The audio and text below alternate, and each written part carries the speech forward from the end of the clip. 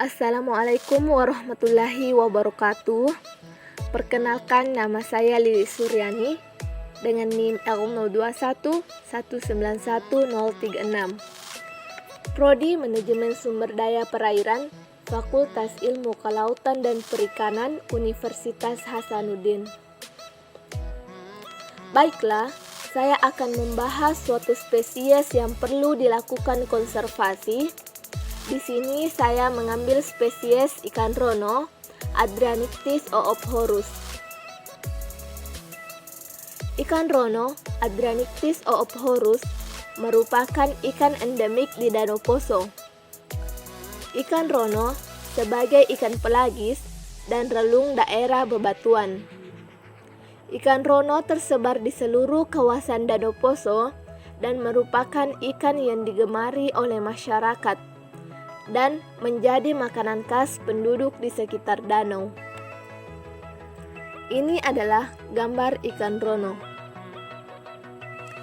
Terdapat sekitar 9 jenis ikan endemik di Danau Poso dengan status pada Red List atau Book dari IUCN dalam tatanan konservasi, mulai dari populasi yang rentan, vulnerable, genting, endangered, hingga kritis, critical rare. Bahkan ada satu jenis yang sudah dinyatakan punah. Penangkapan ikan rono tidak ramah lingkungan sehingga ketersediaannya di alam menjadi terancam. Oleh sebab itu, spesies ikan rono perlu dilakukan konservasi agar keberadaannya di Danau Poso tetap lestari. Strategi konservasi suatu jenis, termasuk jenis endemik seperti halnya ikan rono, yang memerlukan pendekatan yang menyeluruh yang meliputi faktor nilai intrinsik maupun nilai ekstrinsik. Namun, unsur utama yang tetap diperhatikan adalah keragaman genetik dan aliran gen antar populasi ikan rono sebagai ikan endemik di Danau Poso.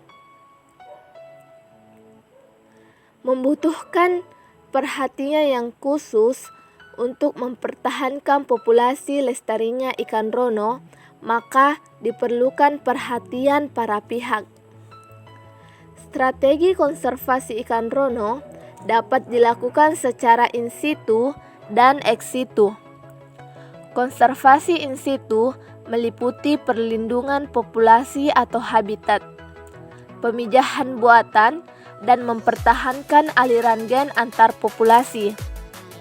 Sedangkan konservasi yang dilakukan secara ex situ memerlukan komponen pemijahan buatan, restocking terprogram, pertukaran gen antar populasi, dan introduksi ikan rono ke danau lain yang memiliki tipe yang sama.